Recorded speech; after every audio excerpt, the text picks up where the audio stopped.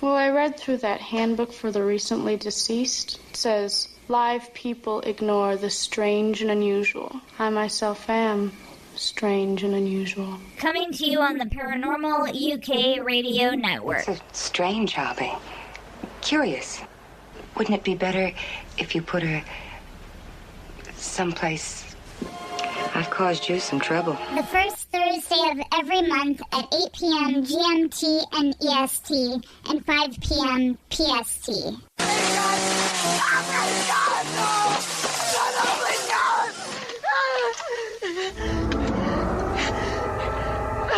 Are you mad at me? How mad at me are you? The female perspective on all things paranormal. I'll buy a cup if you buy a box of my delicious Girl Scout cookies. Do we have a deal? Are they made from real Girl Scouts?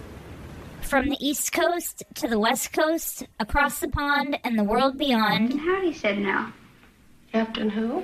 Captain Howdy. Who's Captain Howdy? You know, I make the questions and he does the answers. Oh, Captain Howdy, yeah. Nice. Oh. Not a psychiatrist, she needs a priest. She's already seen every psychiatrist in the world and they sent me to you. Now you're gonna send me back to them? Help her, just help her. What an excellent day for an exorcism. It's time for ParaDivas. They're here. It is Thursday, August 2nd, and you know what that means. It's time for ParaDivas. I'm your hostess, Marie Samuels, and joining me is your other hostess, Marianne Donnelly. Welcome to the show, Marianne. How are you doing tonight? I'm doing fantastic. How about you out there in Seattle, Marie? You know the West Coast is the best coast. I don't know. The Midwest is pretty good. Yeah, Midwest is Midwest. Oh, wow. But the West Coast is best coast, baby. That's right. Everybody, it is Thursday, the first Thursday of the month, and you have your crazy gals, Marie Samuels and Marianne Donnelly, with you tonight. Before we start the show, I have to address something really quick. Next week, it will be my 10th wedding anniversary and my 14th year together with my husband, David. And in all these years, David has never failed to support me, make sacrifice after sacrifice, always putting my needs before his. David, you've been a wonderful husband and my best friend. When we met 14 years ago, we knew we had found our soulmate as soon as we laid eyes on each other. My love for you has never wavered, and I can't thank you properly in words for the countless consideration and encouragement over all these years. We've made it a decade, babe. I love you very much, and happy anniversary. And I apologize if I got a little choked up there, but my husband means the world to me, and I just wanted everybody to know that. So thank you for allowing me to do that. And now back to the paranormal. But first of all, I just want to say how sweet that was. That was so awesome, Marie. Congratulations and happy anniversary, too. Thank you so much. So, yeah, I was in Gettysburg just about a week and a half ago, and I was all over that place. I was there for over a week. And then, of course, I went and did some actual, investigation, went to a lot of locations that had paranormal claims. I stayed in the Farnsworth house again, so I stayed there for 2 nights. Every time I go there, I try to stay there at least one night that I'm there. So I got to do that, and I went through some of the building, did some investigation in that building. On Friday the 13th, by the way. Awesome. That was super awesome. It was really awesome because we were actually investigating one of the rooms. There's 3 rooms there that are considered the most haunted. I mean, the whole building is, but the 3 rooms that they rent out as the most haunted rooms, we were actually investigating one of them, and we just so happened to be standing there all, around the bed, because it's just a little bed and breakfast, building, so the room is pretty tight, and we were all in there, and we were just standing there doing an EVP session, and literally the water in the shower turned on. and it stayed on for like 15 seconds and then it turned itself off. Oh my gosh. And I've never experienced that before. And the thing is, we had stayed in that room 5 years ago when we were there at approximately the same time of the month. But we stayed in that room before, and it was like really cool to know that I had been in that room, and now I've got this water unexpectedly turning on. And so, you know, everybody that was in the room, they're like, well, you know, water pressure, sometimes it'll like start on its own, you know, but everybody's like, but it doesn't turn off on its own. And we went in the bathroom, and there was water there were remnants of water, so the water had actually been running. And along with that, the handles on the shower, they were turnable ones, like you have to actually turn them. It wasn't one that's just like a push button or, you know, pull it or anything like that. It was literally, you know, it's still the old-fashioned handle, so it was really cool. So that was awesome. And in those rooms, in most of bed and breakfasts that are haunted, I don't know if you've ever stayed in one, but they have the little notebooks where you can write down what your experiences were. And so we looked in the books that were in that particular room, and that came up in just one book that was sitting there like 4 or 5 times. That same thing happens in that room. That's nuts. So that was pretty awesome.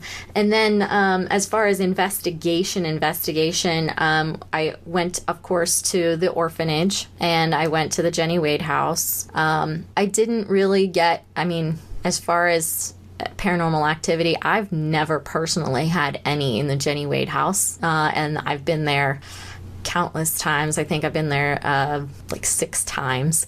I've never personally had any experiences there. At the orphanage this time, not really anything that I can say happened.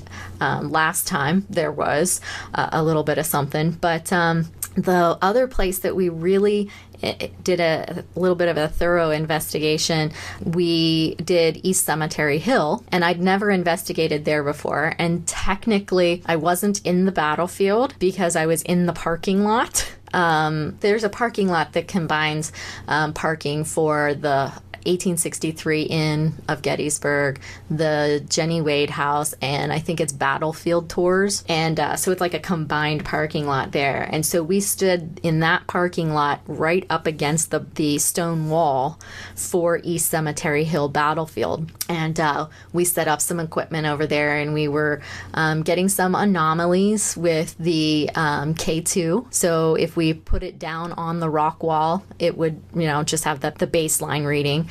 But then if we moved it up about 3 feet, it would literally spike all the way to red, and then it would kind of bounce back and forth in between. And it did that for like a half hour, 45 minutes. It no matter when we tried it out, it constantly did that. So that was pretty cool. And then we got a lot of Ovilus responses, SB7 responses, including names and locations. So those were pretty awesome. There's an individual there that is supposed to wander around looking for someone on the battlefield. So it's a woman who's there looking for some lost relative from the war. And so we asked her, who she was looking for, and she clearly came across the Ovilus and said son. Oh. And that was awesome because we asked, well, is it your husband? Is it your father? Is it your brother? And I said, or your son? And it goes, son. Like, wow. Literally right after I said that, it was like, yeah, that's who I'm looking for. That's the one. And that was pretty awesome. That is super awesome. Anyway, so that's a little bit of my experiences there. There were countless others, obviously, but those are just a couple of the highlights there for you. Like I said, I was there for over a week, and how can you not have more in Gettysburg over a week? Well, I was just going to say that alone, just what you just told me, is a lot of activity for one paranormal investigation, even if it is a week long. You know how this goes. Absolutely. Yeah. And right there at that parking lot border between the battlefield and, you're allowed to be there after dark, right?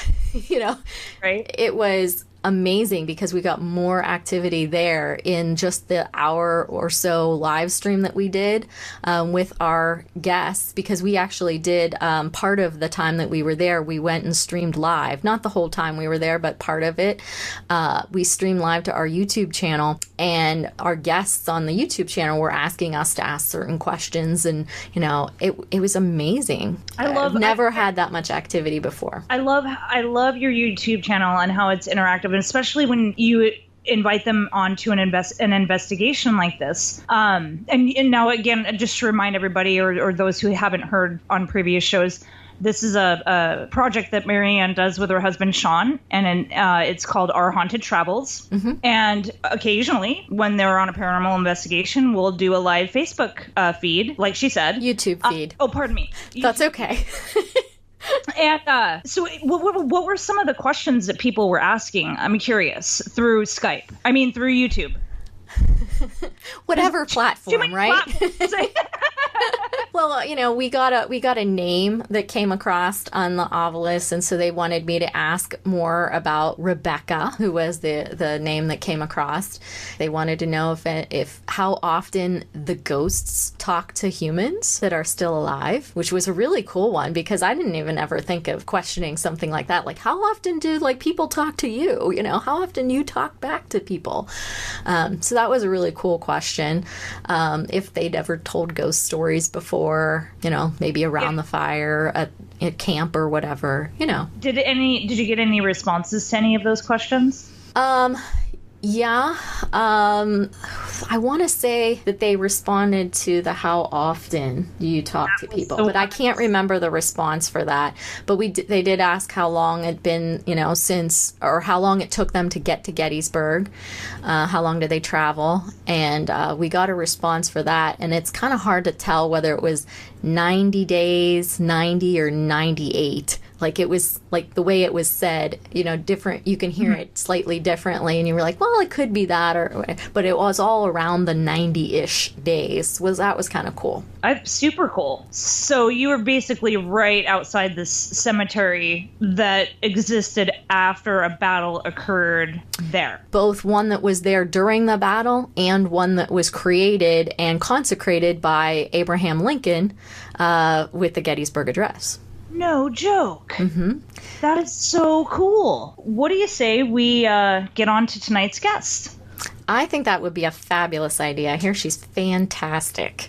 Joining us tonight is Deborah Hatswell. It's a paranormal and cryptid researcher in the UK and host of the Crypto Realm on PAUK radio station. We're very excited to have her. Welcome to ParaDivas, Deborah. Oh, it's wonderful to be here with you ladies. And we're honored to have you as well. Obviously, we both have shows on the same network. Mm-hmm. And yours is a fairly new show, if I'm not mistaken. Yes, I'm very new to radio, I'll be honest. I've spent most of the last 30 years setting up kind of a reporting system for people.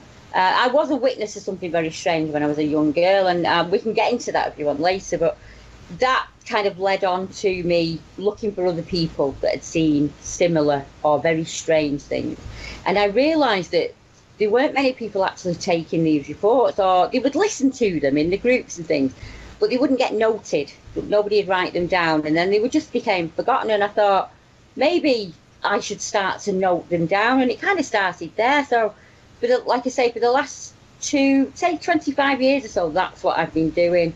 And then I branched out a little bit into YouTube, and I was very fortunate when Mark and Irene asked me to come on board. So yeah, it's very new. I think I'm only about 4 shows in, but I really am enjoying it. Well, I listened to one of your shows, and you had Eric Altman on as a guest. Yes. And it's really funny, actually. I'm not sure if you're aware, but Eric and I did a radio show together called Beyond the Edge Radio. I was his co-host.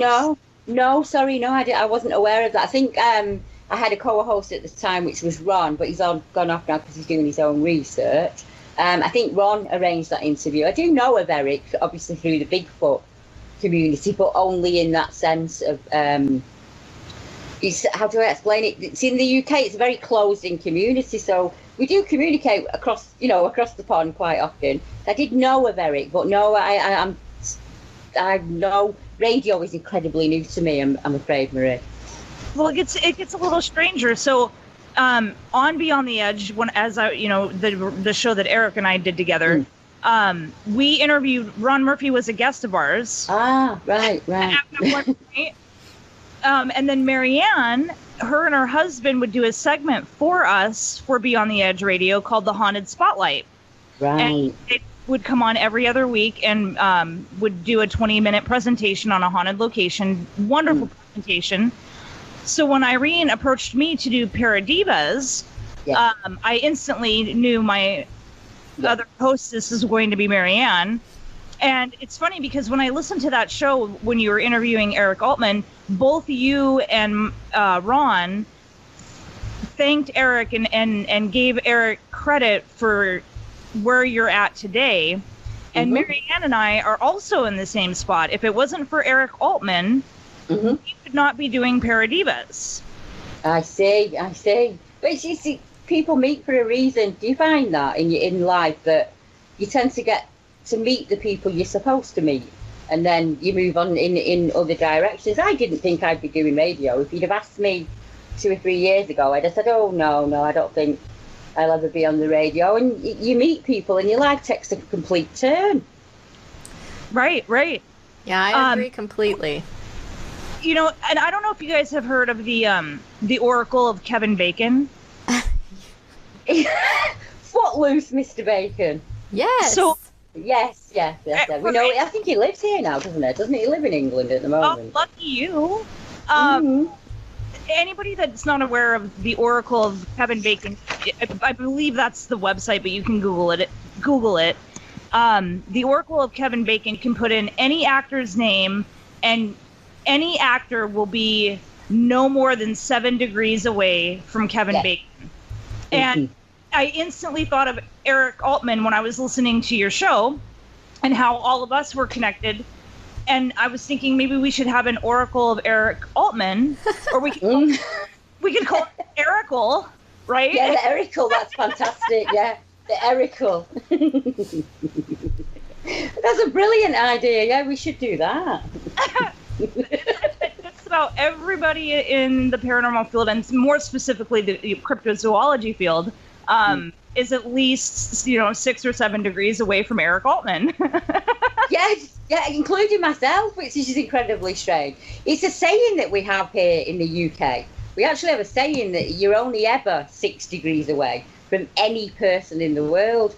And when you sit down and you think about it, it is an incredibly small world. I have just been messaging, like you do, you're looking for guests, aren't you? And I'm reading some bios, and I think, Kim Wilde, I know that name. Why do I know that name? And when you like a little brainworm and it works away at you. And I suddenly realised she was Marty Wilde's daughter. And she was quite a famous pop singer in the UK when I was a young girl. And she now does UFO. She has visitations and lights and takes photographs. And I thought, I'm going to reach out to her and ask her if she would come on either onto my show or onto your show. Because she's also a lady that wants to get more ladies out there onto radio, and into the paranormal field, really. So the idea that you could actually talk to someone that used to probably had a poster in your bedroom, I did, about when I was a young girl, and yet now we're following similar kinds of subjects. It's absolutely fantastic, I think, this community. I agree. I couldn't agree with you more. There's not very many female cryptozoologists. No, there isn't. First of all, they don't expect that a woman could do that. Sorry, you're breaking up, Marie. No, you're not breaking up. Right. All right, sorry. I know when I very first came out, I was quite young. I was about 15 or 16. It happened to me when I was 15. And the only place they had was the local library. And I went there and it was absolutely useless. There was nothing out there. And I'm going back to 1982, so it was pre the web. And the easiest way to get in touch with America at the time was by radio, like CB radio or the long wave radios. There you go, Marianne. That's right. And so that's what I did. And I realised that the people in America, when they were talking about Bigfoot or Sasquatch, a name I hadn't heard back then in the 80s, actually that's very similar to what I saw. I always called him the ape man because he looked like a combination of a man and an ape. So I had no understanding of what he was until I started to hear these conversations about Bigfoot, and I'd say to them, was it like about 7 feet tall and really thickly built and it looked like a man? And they'd say, yeah. So I started collecting witness reports originally from America and Canada. And then as years have gone on, I started talking to Ivor Burtsev, who's the Russian head of anthropological studies in Russia. And he was the man that found the Zana skull and had it tested for DNA. And I, through all of these years, realised that I think I'm probably, other than Linda Newton-Perry, who everybody knows for the Dogman, you seem to only get one female that comes through every 10 years or so. It's a very male-dominated area, and I found it incredibly hard to be taken seriously. I've had to jump through numerous hoops and prove myself over and over again, and I'm still doing that to this day. And I don't think it's a sexy thing. I just think, it's harder for a woman, I think, to... I find it hard... I think what I'm trying to get into words is, men tend to give a witness report to a man. So if a man's been frightened by something or seen something that's really shook him up, it's generally another male that he will go to.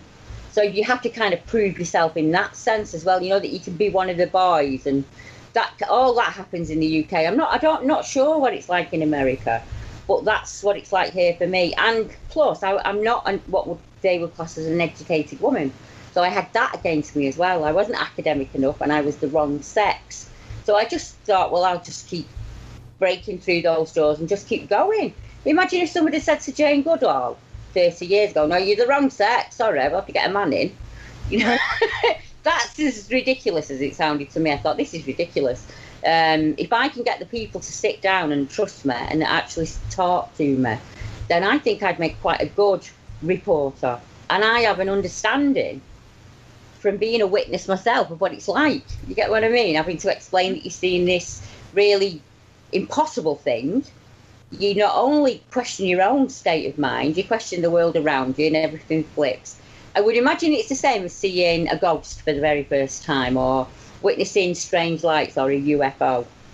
Where do you go to report it? Who do you go to? And there aren't very many women, are there? If I was out there and I was looking for a female to take my report, I don't think there are any in England other than me. Yeah, there's only one that two that I can think of off the top of my head in the US. It's very small, isn't it? It's a very small community.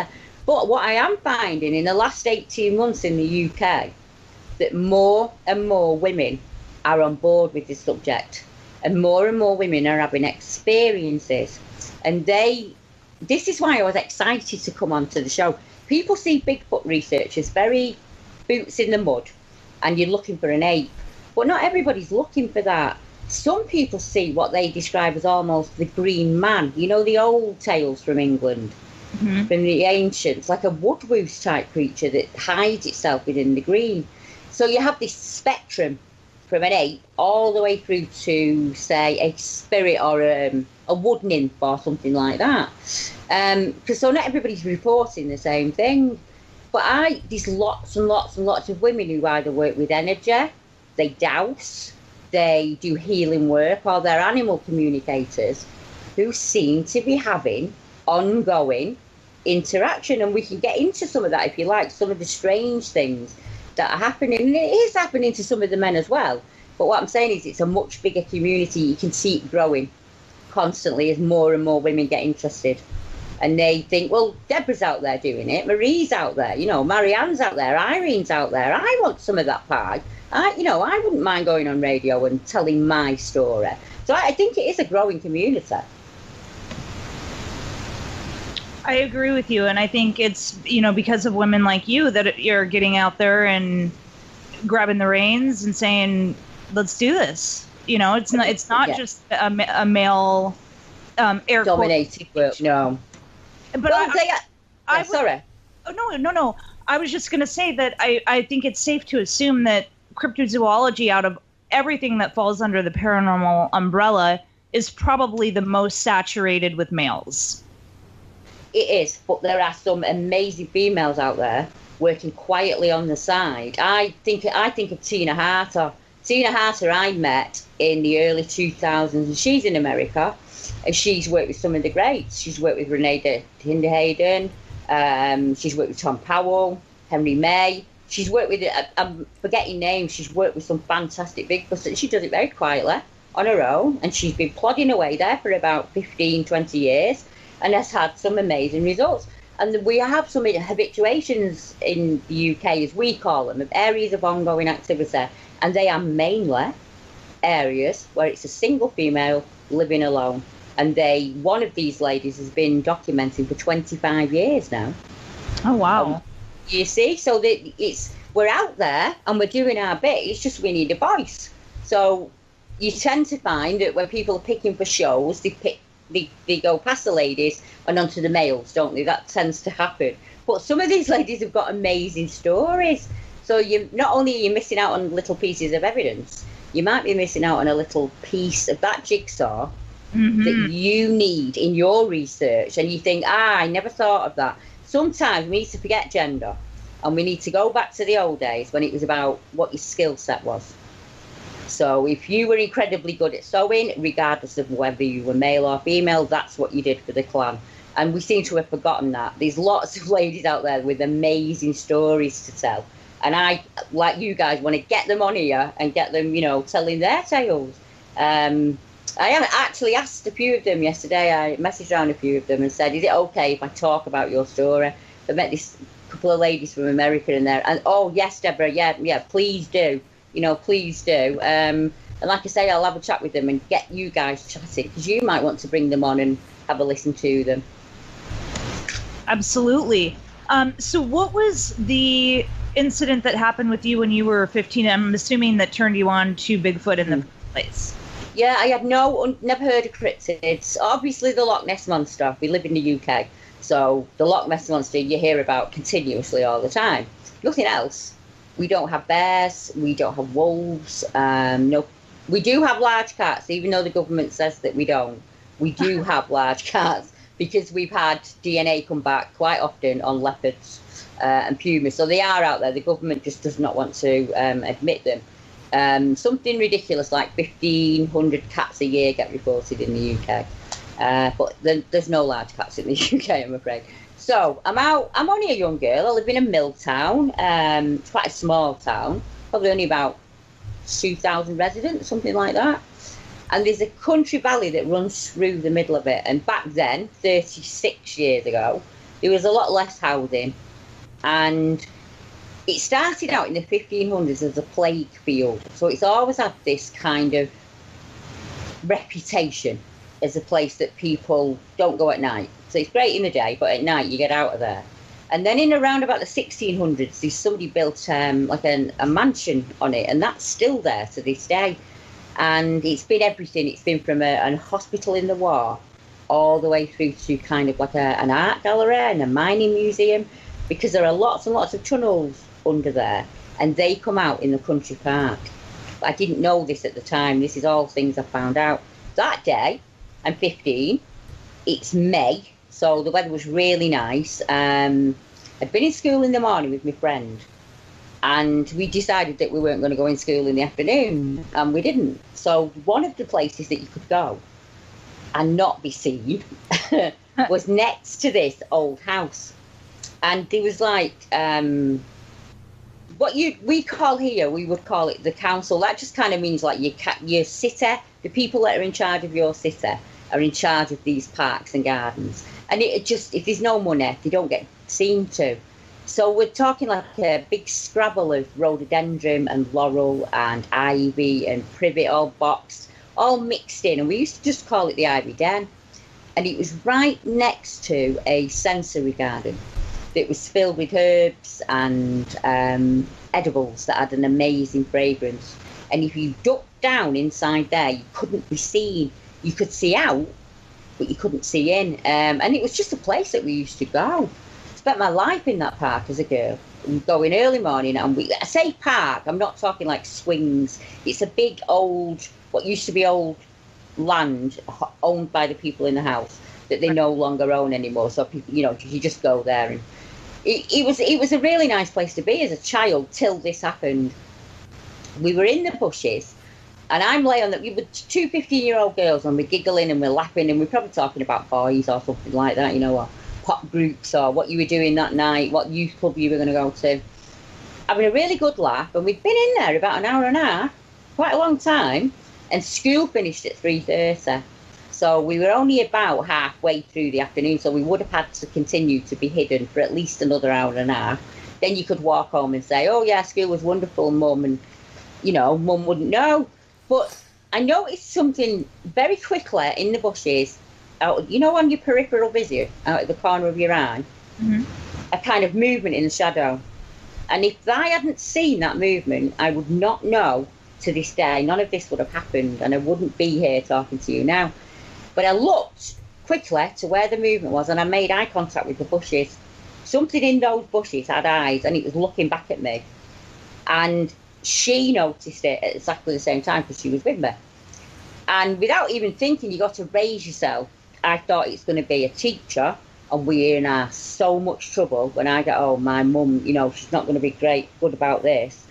So immediate fear, but not paranoid, you know, not like a real, I was just like, oh God, no, we've been caught. And then I'm thinking, I hope it's a boy. I thought it was a lad and he was going to go, yeah, you know, and then you could have just got angry. But he wasn't. This thing leant out of the bushes, so I only saw him from mid-chest. And he was completely covered in hair.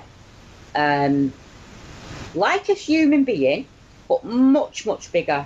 Massive jaw muscles, really big. That's one of the things I noticed more than anything was his eyes and the muscles at the side of his face. Because it looked like he could have just bit through a bone and it would have just snapped like nothing. It's so powerful. And I couldn't work out what he was. And within a split second, I'm going to be really honest, I'm still embarrassed about this to this day. I pushed my friend to the floor. I didn't think about it. It wasn't an act that I thought about. I just reacted and I pushed it to the floor so that he'd get a burst. And I set off running, screaming and crying and, you know, snots running. And it wasn't a lovely spiritual experience. And I turned back, A, to see if he was coming after me, and B, to see if she'd got up, and she was up and running as well. And he didn't make any attempt to come near us or anything. He just leant back into the green and the shadow, and he was gone. He just wasn't there. What? And that, you know, that's what you're left with. What color was his eyes? Amber, like the colour of a, you know, the stone, tiger's eye? Absolutely, yeah. I all of my jewellery is tiger's eye for that very reason. That's what then he was a monster to me. Now it's a completely different story. But back then, he didn't do anything to scare me, I've got to be honest.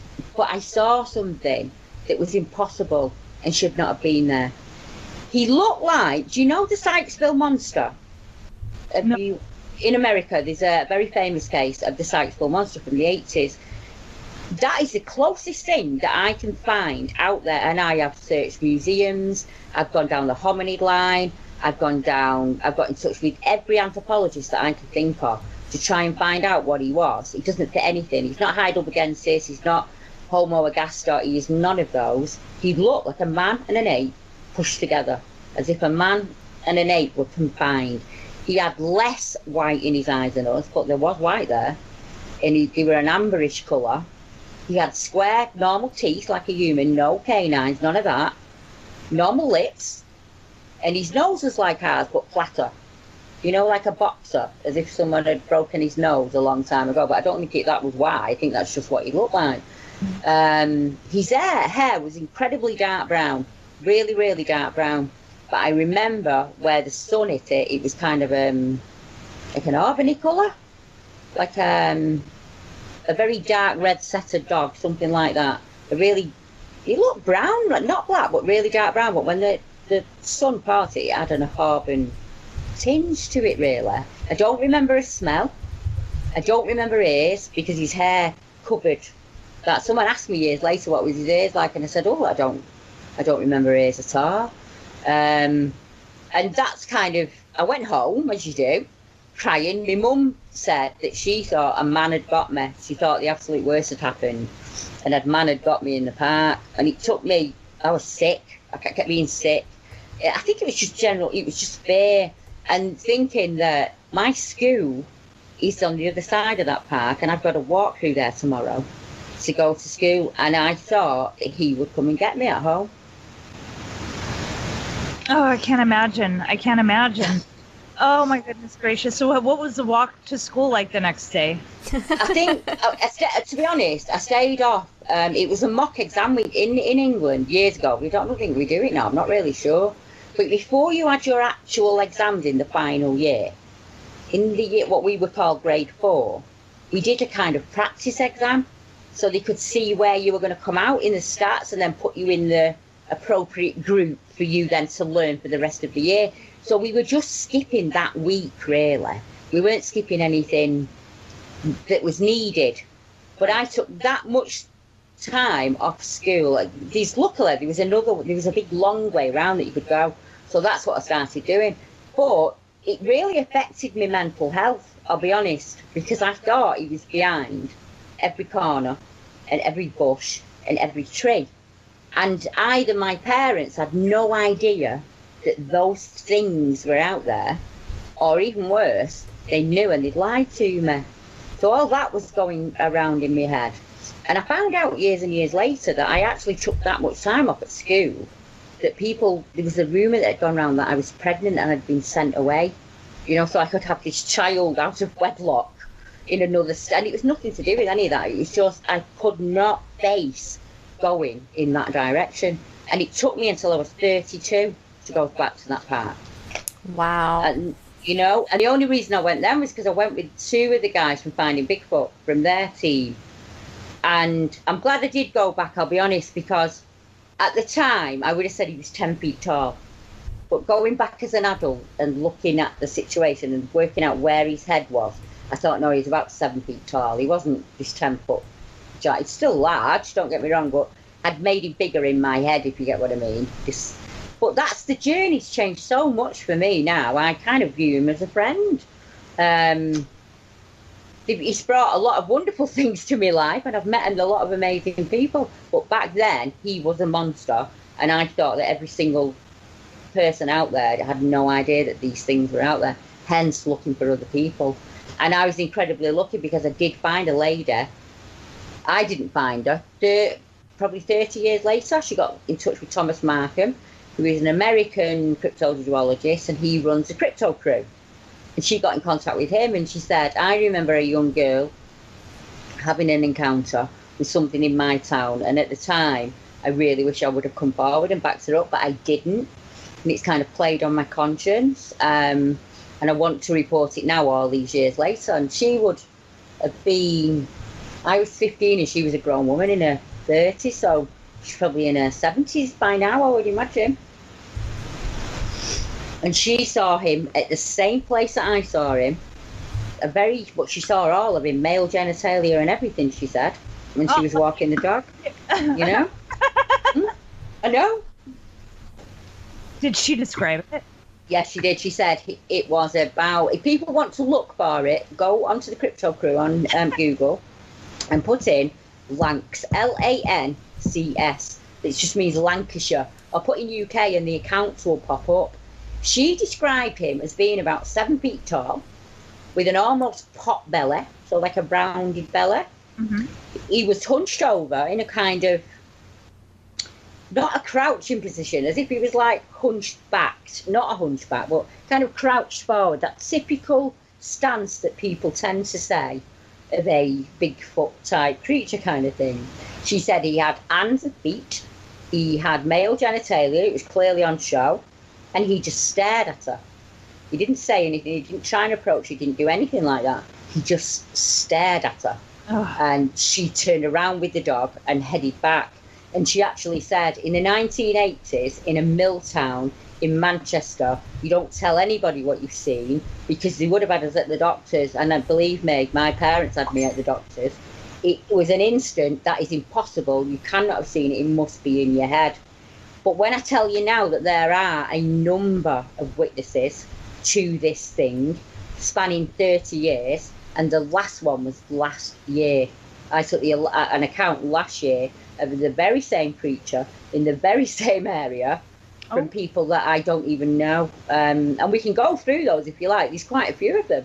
People that have actually saw it in the area where I live and the surrounding area. As I said, do you remember I said before, there's like a nature park that runs right through the middle. It has a river on it called the River Irwell.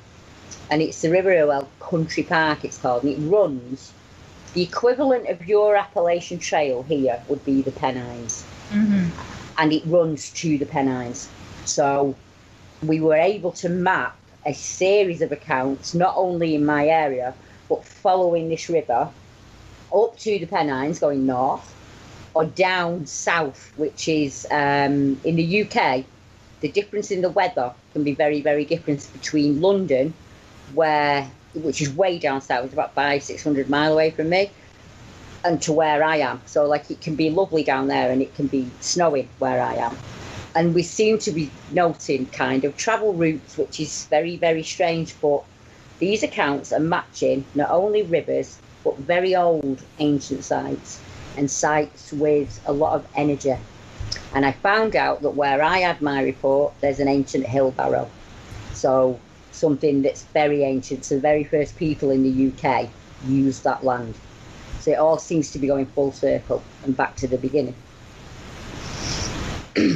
So when you got home that day and you were just, terribly upset, did you come clean with your parents about why you were upset?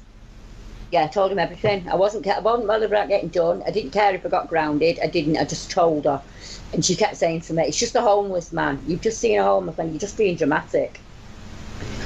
Once, I think the initial shock when she saw me, she thought I was going to say, Mum, a man had got me. So when I said, Mum, I've seen an ape man, there's an ape man in the bushes in the park.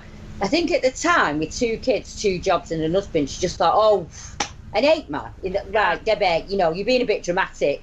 Go to your room. And that's kind of was the attitude that I got from her. And my dad was great. My dad listened. My dad, at the time, is a very big man. He worked on the docks. He was a builder. He boxed. He was a huge man. And he made my dad look little. And that's what scared me. Because to me, my dad was the biggest man in the world and he could do anything for me. And this thing could have flicked him. And, that's how scared I was. And I think, but to be honest, they kind of pushed me to one side. And as if to say, oh, this is just ridiculous. And I think it was just a bit inconvenient for them, to be honest. And strangely enough, a lot of the child witnesses say the same thing.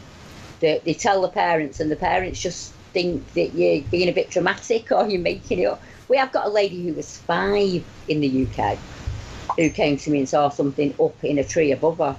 And that's still with her and she's in her 40s. And then there's another young lad, he was 6 at the time, and he's in his 50s now. And he can still describe it. And it's the same thing. Hair covered. Looks like a man or a man-ape combined. It has human-like teeth, no canines. It has a human-type face, no snout, no tail. Hands and feet and not paws. And my mum never ever believed me, as I said. She kind of, not in a nasty way, but just, oh, yeah, it's our Debbie again, she's just being a bit dramatic. Years and years and years later, she's in that very same area with her friend. And there's a lady who has anaphylactic shock. And they have to take her outside. And while they're waiting for the ambulance to come, she said, something stuck its head out of those bushes. It was completely covered in grey hair. And it growled at us and went back into the bush. Oh, my gosh. And at that point, she stopped questioning me. But I was way into my 30s by then, I wonder if it was the same one. And they turn grey as they age. I was thinking exactly the same thing. When I look, I'm incredibly lucky because, like I say, in my town, there's accounts spanning this 30-year period. So that orangey red colour gets mentioned a lot. And this very dark brown. But there are 2 witnesses to a grey coloured, 7 foot tall, very muscular built creature. So they've got to be more than one, haven't there? Just for common sense, they've got to be mating. Or Yeah. Yeah. But I'm wrong there. Maybe they are paranormal, and that makes no odds to anybody. So people are seeing either a reddish kind of colour on them, a brownish kind of colour on them, or a grey. And I think that's very similar to what's happening in Russia and in America and Canada. Similar type of, they come in all colours and all shapes and sizes, it seems, you know. And then you have the witness, don't you? You've got to, it's very hard to get out of your head what you've seen. So you're trying to describe to somebody that A's never heard of Bigfoot or Sasquatch, and B, you're trying to look like a man and an ape combined. It's incredibly hard for somebody to try and picture what that looks like in their head. But if you could imagine like a Neanderthal, but completely hair covered, right, and tall and taller, like that, like a caveman kind of thing, but completely hair covered. And the reports kind of come in they'll either say it was a caveman, it was a man ape, it was an ape man, it was a hairy human, because we don't really have a Bigfoot word in the UK up until about 2012. It wasn't really something that you wouldn't have been able to research it or anything like that. Only in America, you know, you'd only been able to get in touch with the Americans or the Canadians. Actually researching here, there was one guy who had a team up in the northeast, because there's always been a report there of the Bowen Beast, as they call it, and he's worked that from about 2010 and officially from 2012. But they're very, very, very far between that you'll find back then that you would find a researcher to report it to. The analogy you gave of the caveman, you know, covered with hair definitely helps me visualize the posture of the creature and that slouching that you were describing. Yeah, there's a couple of reports where they actually talk of it being down on knuckles in the area where I am and across the UK. That almost gorilla stance, where it's down on knuckles. And another one where they use the knuckles to pull themselves across the road. You know, that kind of, the knuckles go out first and then the body follows. Right. You know, fast, quick movement. That gets mentioned quite a lot. And I think that's the same in America, isn't it? This kind of stance, this almost simian ape-like stance of the... I mean, we're apes, aren't we, when you get down to the base of it, really? Right. I mean... You know, we just lost those habits, haven't we, over time? We don't knuckle walk anymore, but we might have done. You know, if that's what got you there quicker, then maybe that's how we did it. It's just all theory, isn't it? And guesswork, really. That's the problem. There are no facts. And if anybody says to you, I'm a Bigfoot expert and this is definitely what's happening, then they're not being 100% honest, because we're only witnessing what we're seeing in our own areas, aren't we? Right. So we can only comment on our own research. Like me trying to tell a man in Alaska what animals are in his backyard, it's utterly ridiculous. So you get a lot of that, and I think that happens wherever you research. There's always going to be an armchair expert, isn't there, that tells you you're wrong and they're correct. So I always say, just go with your gut. If it works for you, just go with it, you know. It's like bringing a new baby home, listen to all the advice and then just do it your own way. Isn't it? You bring a new baby home and all the in-laws tell you exactly how they would have done it. And then as a young mum, you've got to kind of pull the pieces out that work for you and carry on with it yourself. That's how I see Bigfoot research, I'll be honest. You find the pieces that work on your puzzle, don't you? And then you keep going forward with that, and that's all you can do. Absolutely. Marianne, so can I ask either of you ladies, have you ever seen anything incredibly strange and shocking? Not cryptid related, no. And I'm the same with Marie. I haven't had any cryptid experiences. I would like to. I personally think that Bigfoot is quite a possibility. So just put it out there. I would love to have there to the. I'd never seen a ghost. I'd never had. People say to me, "Oh, do you see ghosts as well?" No, you know, I didn't. They didn't just suddenly go. There you go. Yeah, you can. Now you can see everything. No, never had a ghost experience. I've never seen a UFO, but I know that people have. And I watch their face when they tell me that what happened to them. And I see the same frightened kid that I know is inside me. When I'm great until that wood goes dark. And the minute that wood goes dark, even though I know so much now My heart still pumps at every snap twig. And I would imagine it's the same when you're researching spirit and the paranormal. Every noise gets your heart pumping, doesn't it? Well, it's kind of the same. You can be in the woods in the daytime, and the day will, it's like you're having 7 heart attacks. You're like, you've got to get I think, oh my God, like that happens quite often. Or a bird, a partridge will fly out every now on you. It's always on the back of your mind somewhere. Are you gonna see it again? That's the second fear. What if you see it again? How will I react that time? I hope I react a lot better than I did back then. I wish I'd have hung around a bit more and got a much better look at it. And I really would like to be hypnotised. If there's anybody out there that would like to regress me back to that day, I would do that in a heartbeat, because it might put my mind to rest a little bit. It might make him even smaller in my imagination. It might help me. That's something I've always wanted to do.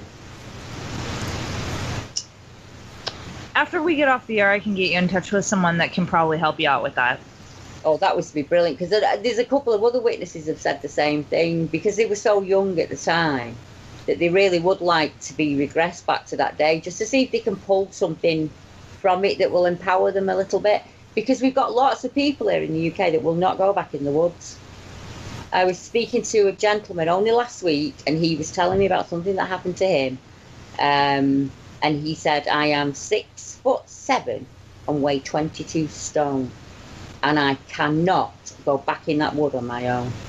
So that's a grown man that still has this fear from something he saw when he was 18. So a lot of what I do is kind of helping them break that down into little smart. I say, well, just go in the daytime. Just go in the day and take the dog, or take the wife or the grandkids with you, and just get comfortable being in the woods again. Don't go out in the dark. Don't try that. Just try and give them little small steps. And now I see people out there with their own YouTube channels, and they're researching themselves, and they're helping other people get over their fears. If I'd have gone to somebody that said to me, that's a monster and it's going to get you and it's going to kill you, I probably never would have been able to get rid of my fear. It's only because of people like Eric Altman and Henry May and the rest of the guys who said, well, yeah, there are some reports of attacks. But, that kind of sometimes is because the human makes a mistake. And it can be a mistake. And I'm part of that. And it made it less scary to me. To the thought where I thought, I want to know more. I want to know everything. What, why, where, how. I need to answer. What do they eat? Where do they live? Where do they go if they give birth? Are they flesh and blood? Are they dimensional? That's all of the questions that I'd like to answer. I don't suppose I ever will, but it's fun researching them and trying to find my answers, kind of thing. Yeah, you mentioned, are they dimensional? And that's what we get a lot of different people who say, is that, that's why people don't see them. That's why they're so elusive. Where do you sit with that? I've spoken to people that I used to think it was an ape, and I agree with them. It was just an ape. It was just an ape that was running around that we hadn't recognised. And then I went down the Gigantopithecus line, it's something like that. I have spoken to too many people who have experienced what they would call the woo, as they call it. People who have had mind speak, people who have things left at home, people who've seen them in their homes or in dreams or been left messages, children who have never heard of Sasquatch or Yeti are having consistent dreams about them until they're adults and realise that that's what they're dreaming about. I hear too much of that to dismiss it, so I refuse to dismiss it. And I've seen some strange things myself, which have made me think, is this an ability? Can they change nature in some way to make it look like magic? Like maybe the first time we saw a chameleon change colour, we would have thought it was a magical thing. Or are they a magical thing? Can they appear and disappear at will? My honest answer is I don't know. I really, really don't know. But I'm not dismissing it, and I'm going to do as much into it as I can to find out that if it is a spiritual connection. Some people think they're aliens, don't they, that they come from another planet. So there's all that side of the research still to be looked at. I've seen strange lights. I've seen quick darting figures. I've had things thrown at me from things that I can't see. I've heard my name, giggling, an old man, raspy cough. All things that people would put down to the paranormal, wouldn't they? They'd say, oh, that's paranormal. But they're in areas where I'm finding structures and prints. I don't know. We don't know. Quick running footsteps, I've heard that as well. My thing has been to try and get myself to sit in the woods longer and longer each time, you know, so I'm more and more comfortable with it, to the point where I would be able to go in the dark. But I've also seen some very flesh and blood evidence of very recent kills. Structures that were not there yesterday that are there today and will be gone tomorrow. Kind of hides that you would hide in to hunt deer and things like that. I've seen deer legs that have been twisted, not snapped, twisted and broken.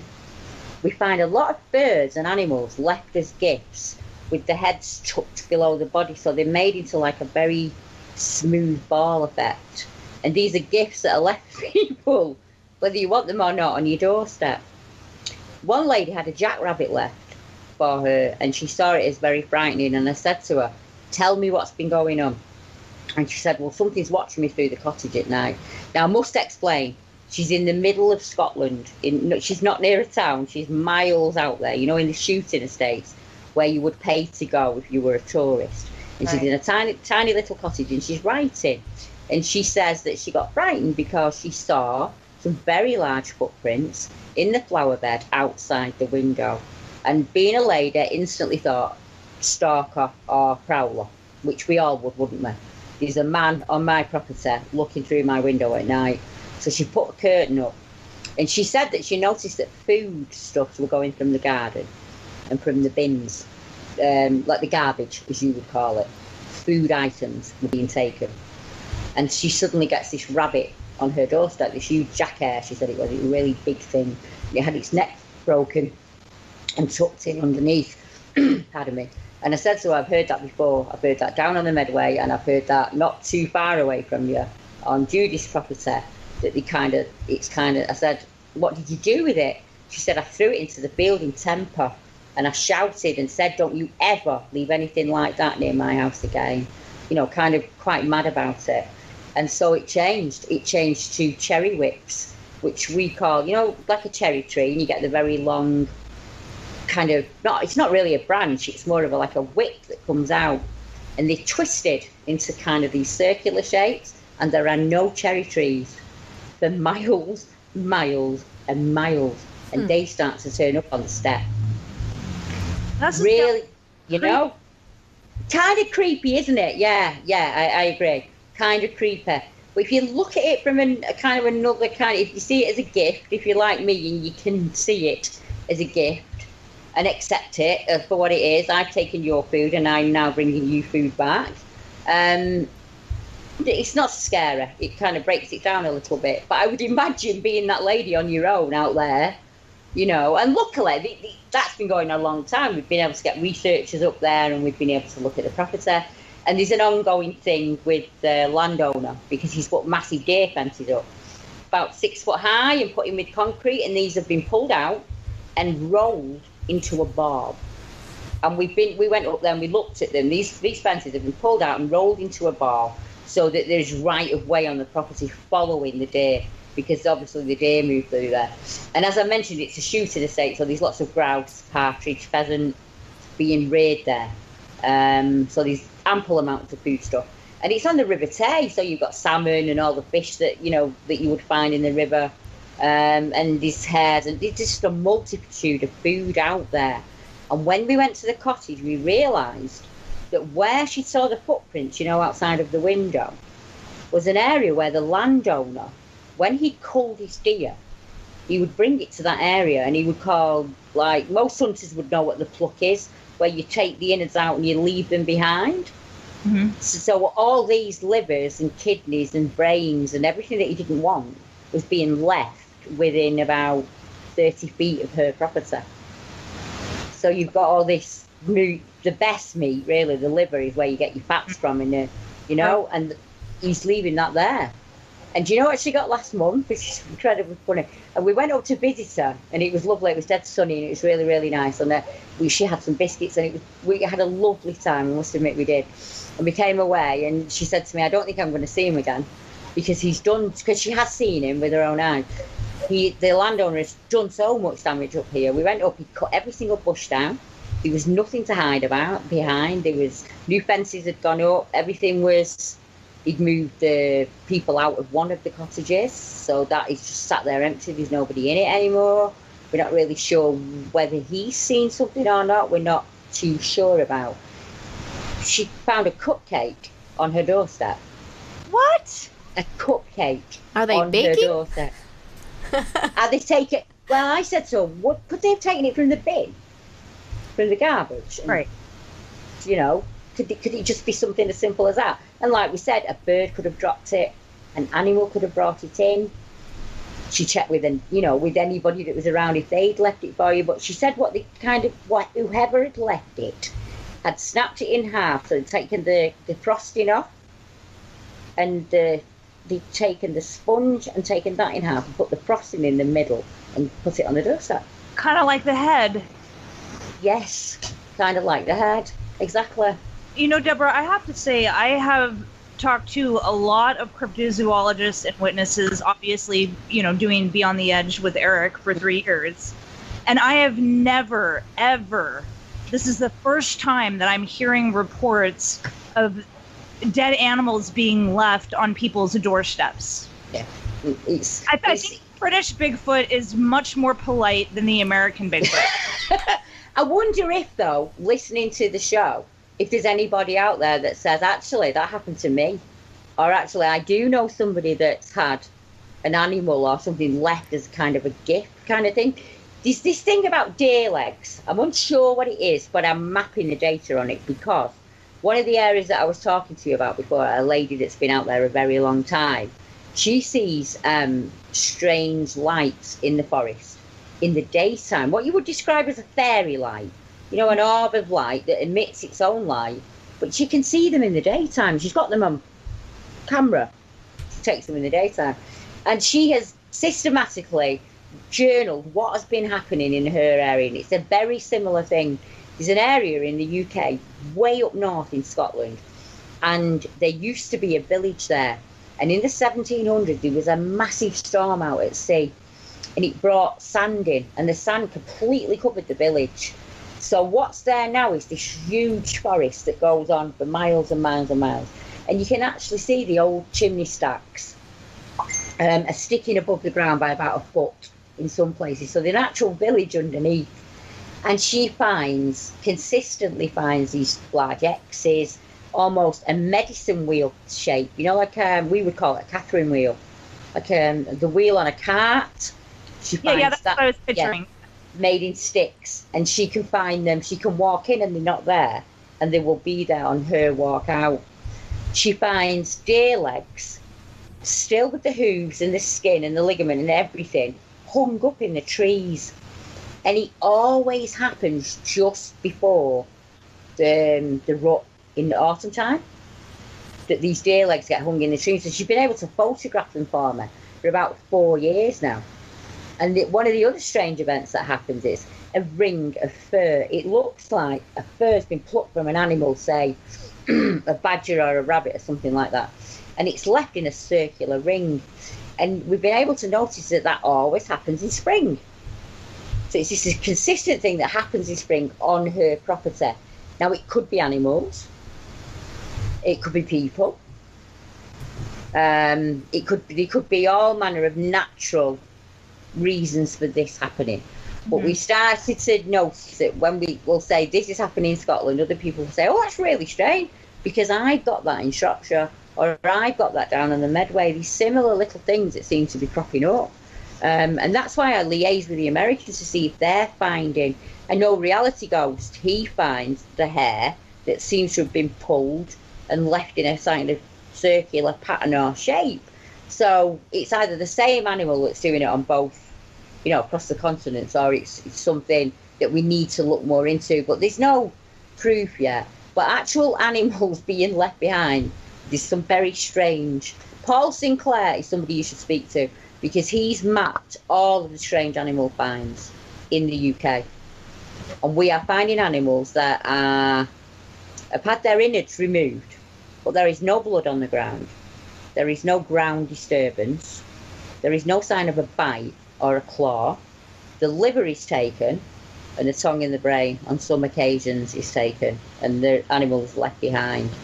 I don't know of any predator that will do that. Oh, yeah, I was going to say that too. Now, the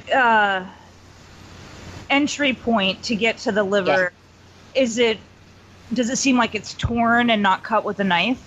No, it looks like it's been cut with a sharp instrument in one quick, and it's done. But there's no blood on the ground or anything. It's really strange. He found a ewe, I think, that had all of the skin on her face taken away. And that was it. There's been more than one report of these findings? Lots and lots and lots of them all over. I've actually started to map them, in all honesty, because we're getting so many of them coming in. In areas where people don't understand about cryptids, they're actually, locals are making names for them. They're calling them like the Westmoreland Beast, or the Beast of Skerry, or the Beast of Bodmin. Just because they don't know what's happening. Something's taking their wildlife, or something's raiding the animal bins and taking the feed. We're getting reports of horses with manes plaited, and the tail plaited and braided. All manner of strange things that come in. Now, years ago, we put that down to the fairy folk.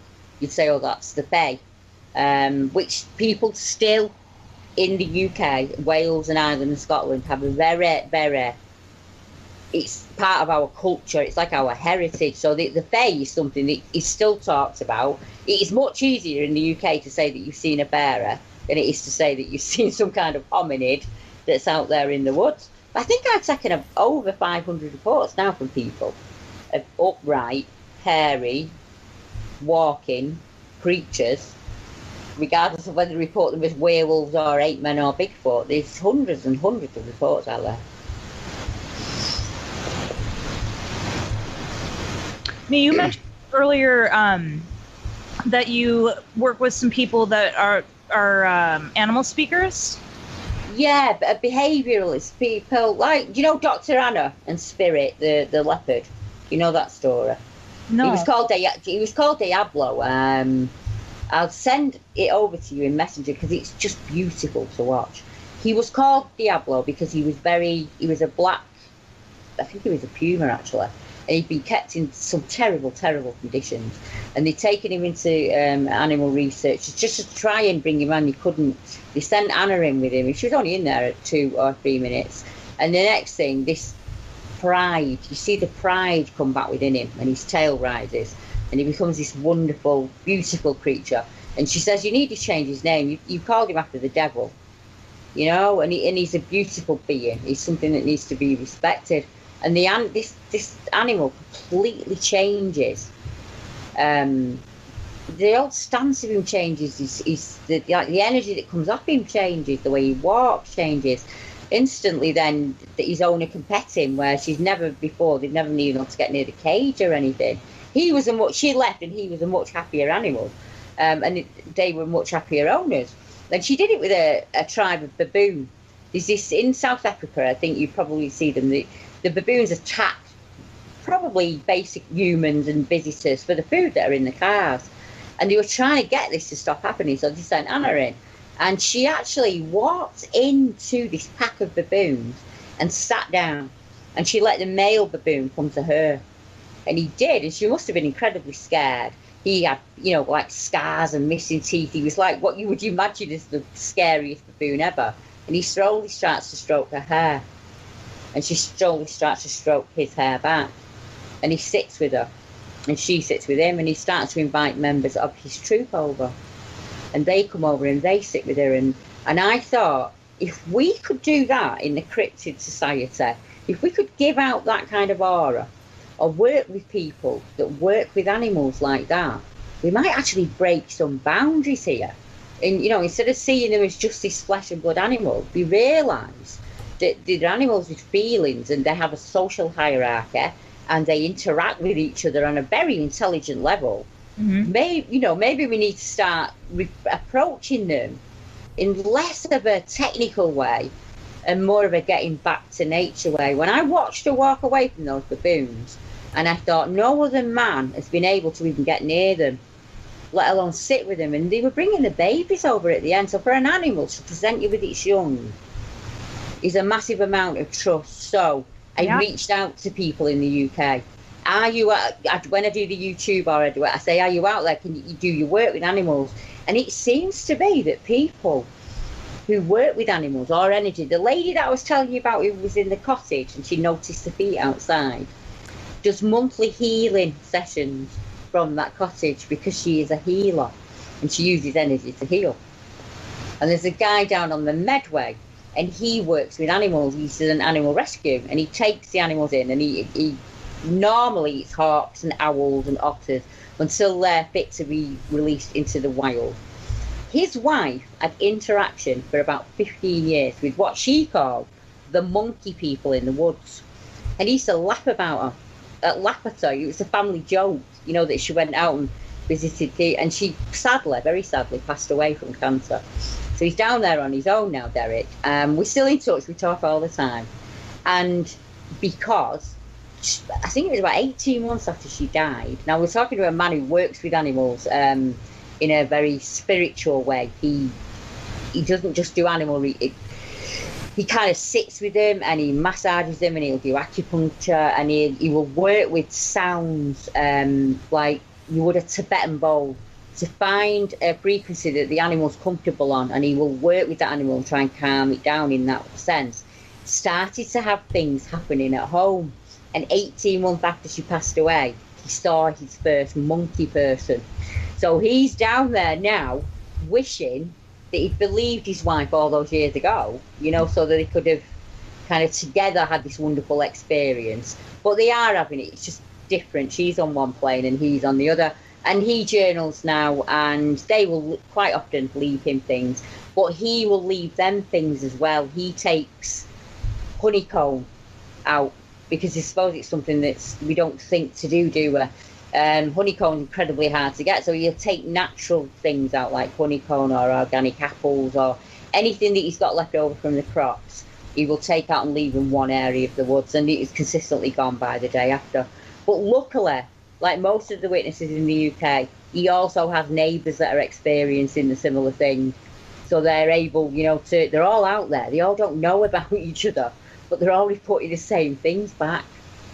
Right. It's very strange, isn't it? Well, and then I think that just gives it credibility, though, too. As strange as it is, there's more than one person seeing the same thing, having the same experience, and they're not talking to each other. No, they're not. And what you tend to find is years ago, it was the map. I put something out on the map, and people would get in touch with me and they'd say, I've got something like that happened to me years ago. Or I know somebody, and then I will go and trace that person. Now with the YouTube channel and the radios, people instantly get in touch with me. It happens all the time. We get reports that come in, week out. And it's always the same, similar thing. So now I've been able to map them. You can see that around, you wouldn't think that there'd be anything around London, but there are 2 natural river valleys that run either side of London. And down those river valleys, there are at least, I'm just looking at them now on my map, there are 9. In the area I was talking to you about with Derek, there are 9 other people that have reported upright, hairy creatures that live in family groups that tend to be out at dusk and dawn, but some have been seen in the day. They tend to, one of them's been seen pulling mice out of a haystack, believe it or not.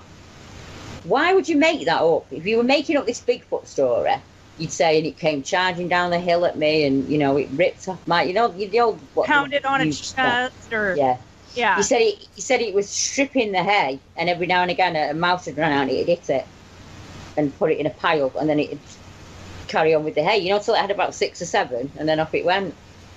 And then there's another man who talks about seeing one in the wood using 2 pieces of wood like chopsticks to eat meat.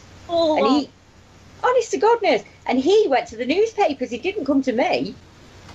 So you've got to be incredibly brave to go to a British newspaper and say, I saw a wild man in the woods eating, and he leant with like these kind of 2 sticks like chopsticks, and he leant a stick on the tree, and off he walked.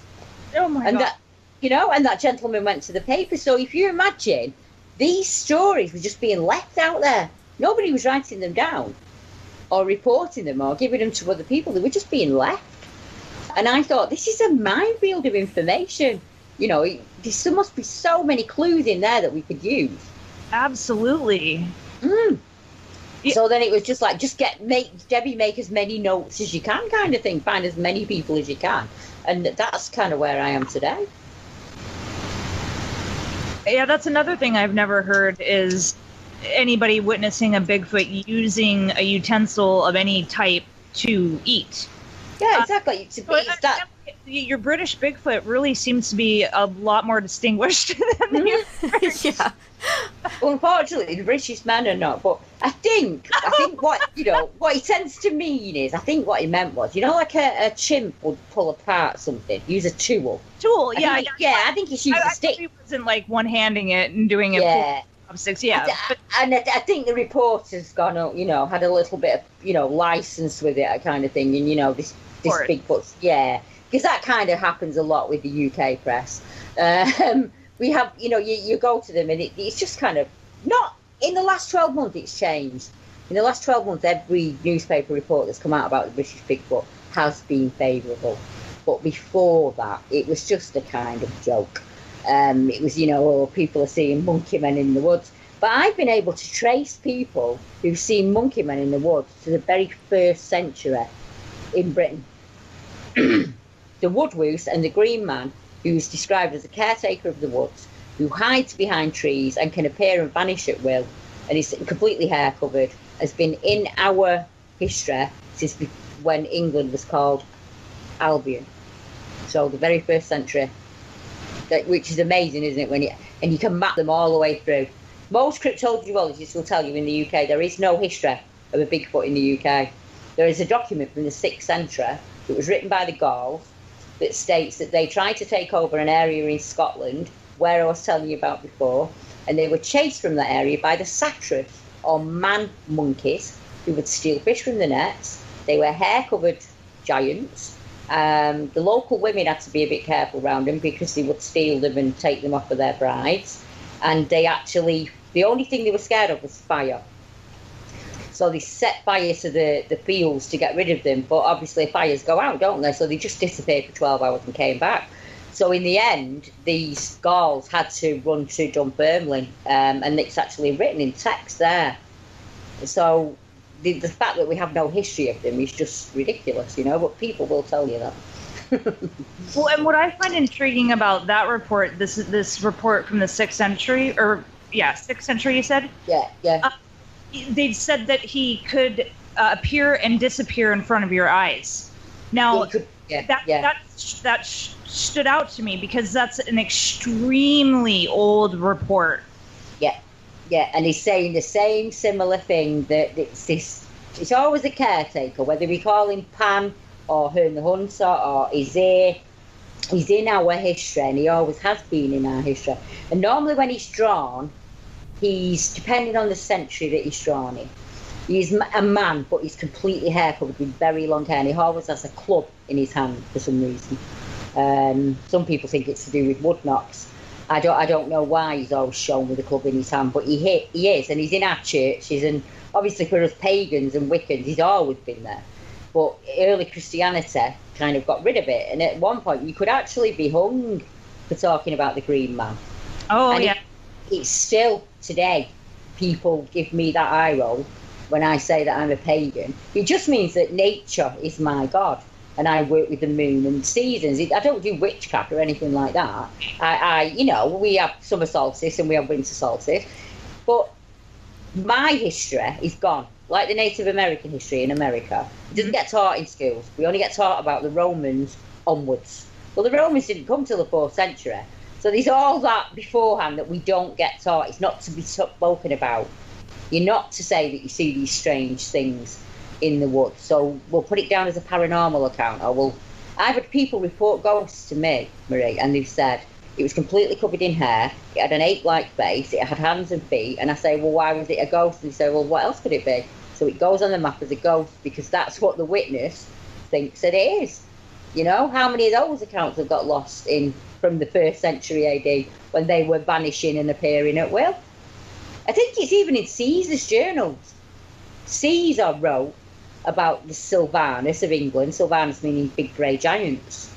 He actually wrote that he'd landed in hell because they had these giants, not only before you even got to the people, there was these giants that you had to see to. And at that time, England was one vast forest from one end to the other. He said a squirrel could walk it without hitting the floor. And he absolutely hated England, and he went away. And it took him 90 years to come back, and, like, we were all fighting amongst ourselves by then, so it was really easy. But back then, the law of the tribes was that these certain areas were left, a little like if you speak to your Native Americans, there are certain areas that are sacred and are left to the harem. It's a very similar situation here in the UK.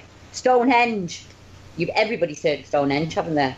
There are lots and lots of accounts around Stonehenge and Salisbury Plain of upright walking. One lady called them 2 impossible Sasquatches.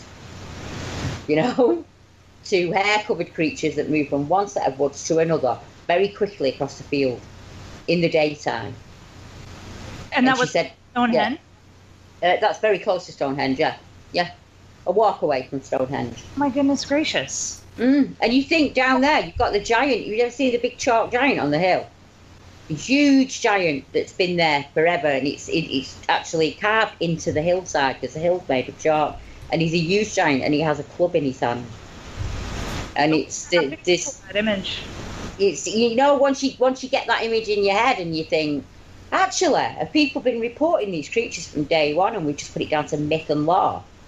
It's just gone into legend, like everything else, and now people are still reporting them. So that's when I thought I need to start looking in the 16th and the 17th and the 18th century, and I am finding reports, but by then it's called the Green Man or the Woodwoose. 17th century, the Woodwoose, a young lady who was pregnant was taken in front of a judge because it was illegal, you know, to be put to death for having a child out of wedlock in the 17th century. And she said, "'Twas the wild man of Yalham, Your Honour," meaning it was the Woodwoose that had got her pregnant. And there's all these poems written about her going back up the hill to him. She goes up, she gets pregnant, she comes down for 9 months, she has a child, she goes back up the hill and she gives him that child, and that's it. That is so alike the Seraphina diaries from Canada, where she is taken and made pregnant and then she gives him the child back. That's 2 countries, thousands of miles apart, with people that have never met, giving the same story. But we called him the Woodwoose, and the Canadians called him the Hairy Man. That, to me, makes the hairs go up on the back of my neck and think, I want to know everything I can about that. Why is this synchronicity? Because there seems to be some kind of synchronicity at play. Absolutely. And I'm not sure if it might be the areas, Marie. I would like to get into that. I think we have these special areas across the world where energy is strong. You know, like the ley lines or vortexes and places like that. I'm not saying that they're using them to pop in and out like but they might be. But that, I just think that these areas of high energy are either an attraction to them, or we're seeing them because we're in these areas. You get what I mean? I don't know if it's the area itself or the energy. I mean, you could use the Bermuda Triangle kind of as an example of an energized area. In America, don't they call it the Bennington Triangle or something, like the Bridgewater Triangle? There's 2 of them that I know of. Bermuda Triangle's in Florida. Yeah, but there's a missing case, and it's called the Bridgewater Triangle in America, and it's one area in a triangle where you get UFO reports, Bigfoot reports, and people vanish for no reason. I'll have a look more into it for you and send you some data over it, because I'm sure there will be an American researcher out there who's done a lot of work on it. It seems to be that there are vortex areas. I don't understand it, and lots of strange disappearances or strange things happen in these kind of areas, type of thing. But it's something we need to do a bit more research into it, see if we can start matching them up, because it's very similar in Russia. I was speaking with Iga, And Iga said the same thing. The old ancient places seem to have this kind of draw to them, or this draw to us. And are they just all landmarks, and that's why they're doing it? We're not sure. But what we've started to do is taking dowsing rods out with us. Or, you know, the EMF meters that you have in your paranormal when you're investigating? I was going to bring up an EMF. We're getting hits with the EMF meter. And the higher you hold it over the area of the anomaly, whatever you want to call it, the signal is higher, the higher you go. In California, Benedict Canyon has an abnormal level of EMF. And that's where the Sharon Tate murders, Charles Manson. Right, yeah. I know what you mean, yeah. Yeah, and they went and did a few people have done on TV have done paranormal investigations there, but it was discovered by Dr. Barry H. Strom that Benedict Canyon has a weird EMF fluctuation that's just off the radar. It pegs both ways, I agree. To go back to the house, it made him physically ill. We get that a lot. That comes up in sightings in America as well as here, doesn't it? This horrible, sometimes it's a feeling of being watched, this almost infrasound feeling that you've been hit within your... Yeah, that does come up. I must be honest, that does come up. Talking about synchronicity again, there's a place in Bosnia, and they've discovered a pyramid, or a number of pyramids in Bosnia. Very like the Inca, where the stones seem to be square cut somehow. They're ancient, they're very, very old, and they emit a signal of energy. And they actually put the EMF on a weather balloon. And the higher up it went, the stronger the signal became. Well, we have a British Bigfoot researcher who worked at the Bosnia Pyramid. And in the centre of the pyramid, there was a triangular-shaped quartz. And it had this kind of old runic symbols notched into it. And they said it didn't mean anything, it was just rubble, and they were throwing it out. And he asked, could he have it? And they said, oh yeah, it's worth nothing. Are you kidding me? They let him take it. They let him take it, so he still got it. Oh, lucky guy. And he's shown it to me, and I said to him, I don't know what that is, that's Hoppum. It's spelled Ogham, and it's the very first writing in the UK. And there's another language called the Vinca language, and that's the first written language in Europe. And some of the signs match that, and some of the signs match the Ogham. So, he's been working on ley lines. And we start finding these very strange sticks in the UK, and you find them in America too, and they're kind of sticks that have been forced into the ground for absolutely no reason whatsoever. Nobody knows why they're there or what they're doing. You tend to find one, and that points you in the direction of the next one. So he said, I need to document this on camera because people are going to think I'm making this up. So I asked all of the other researchers to go out and see if we could find them in their area. And when we had 80 sent in a day, I realised that we were finding them everywhere. So he started to follow them. While he's doing this, we've got another lady who works with energy and is a Wiccan and understands about the Green Man and knows about ley lines, explains to me that on ley lines they have these kind of nodules, so they have areas of higher power. So I asked her, without the other gentleman knowing, would she go out and douse these lines and tell me if she found anything strange on them? And she got back to me and she said, yeah, there's these really strange sticks that for no reason seem to have been forced into the ground, and they've been forced into the ground on these nodules. So we go back to the first gentleman. When he goes in the first time, we got 7. Next time he goes in, he's 15. Next time he goes in, he's 20. Next time we're up to 30 now. We get to the end of this 30, and there is a pyramid made of sticks, like you would make a teepee. So we think, well, that's strange. So without him knowing, I asked the other lady, she won't mind me saying her name, Susie, anything strange happening down where you are, Susie? She said, well, yeah, to be honest, I didn't really want to say out about it because I felt silly. But I followed my line of sticks, and it led to a teepee stripe structure that was made as if a Native American had put sticks together to make a teepee. Wow. And I thought, this is incredible. So I start to look back through old police reports to see if there's anywhere there's been a police report of anything like this in the UK. And I find a story from 1865 from the Peak District. A number of ladies were chased off the golf course by a wild, hairy man who couldn't be caught because he bounded from tree to tree like a monkey. And he made it up, the peak is like a mountain range. He made it up the peak like he just swung from rock to rock. So 60 men with guns and the local police force went out to search for him. And guess what they found? A strange triangular type structure that was made of sticks, and they'd actually photographed it. So the police in the Victorian age had taken this photograph, and we were able to then say, has anybody else got this structure out there? And we were overwhelmed. We can't keep up with the amount of them that have been sent in.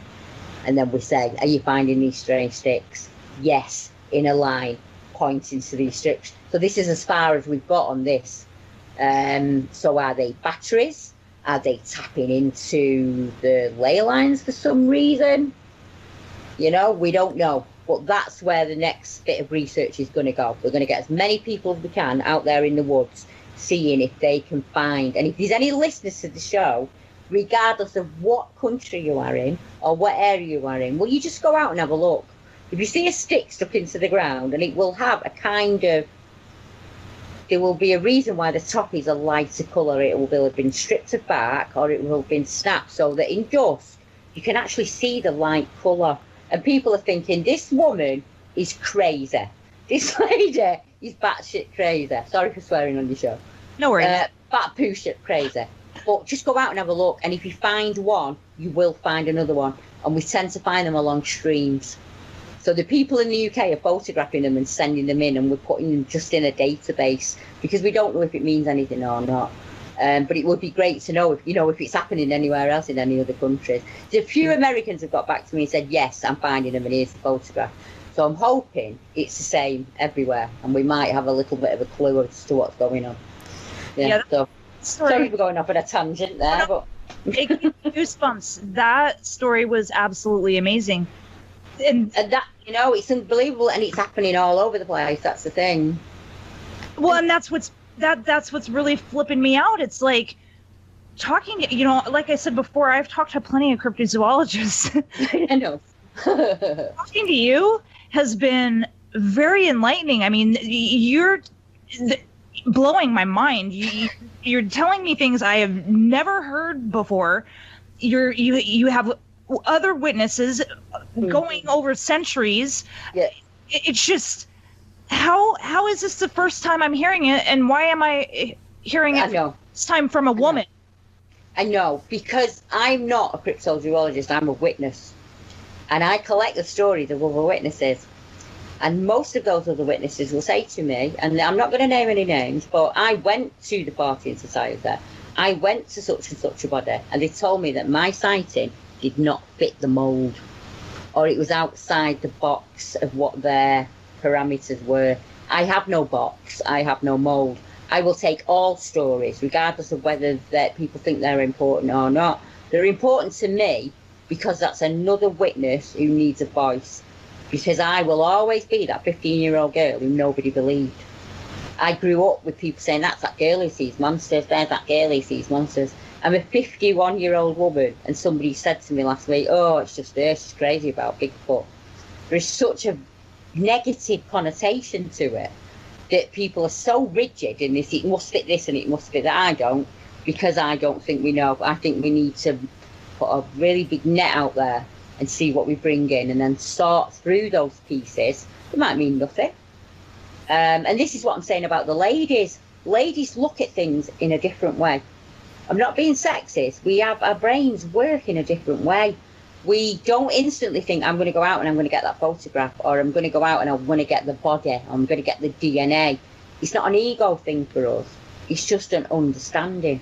We just want to understand why this is happening. And I think ladies give out a different intent when they are out in the woods. I think we're not a threat. We're not as important. A male of any species maybe even is a threat. Even appealing to a Sasquatch. Yes. Reports from, back in the day were taking them as brides. Yeah, exactly that. I mean, what if they are part human? What if we are part them? I mean, we've got a study, I can't tell you too much about it at the minute, but it's at Oxford University. And it's basically working on some very strange hair that has been found. And she's going to come on my show and talk about it, actually, the lady, because I don't want to get anything wrong and give too much away. But this hair, the bit that I can release, changes in spectral light. So whatever light you shine on that petri dish, that hair changes so that you can't see it. That is incredible. Yeah, it really is. If that lady years ago had listened to all the men that told her not to bother, A, because she's in England, and B, because she's a woman, we wouldn't have that hair test. And there is a hair sample that has been tested that has come back, and I can't give you the figures on it. When I know them 100%, I'll give them to you. So I'm just talking off the top of my head. But it came back partly human and partly unknown. Now, normally they'd say, well, that's been a human's touched it, so that's why. You think about all the Sasquatch hairs that have been thrown out because of human contamination. What if they are human? That's what I was just going to say that. Well, what if there wasn't human contamination? What if they actually have human genes in them? Yeah, and we've thrown thousands of samples away. There are samples in Alaska. Dr. Jeff Meldrum talks about them, and he says that came back as 96% human on the female line and 4% unknown. There is also hair in Harvard that has been tested on the mitochondrial line that comes back as human and part not human. There is a strange chromosome in it that they cannot identify, but it comes up as lemur, of all things. A lemur?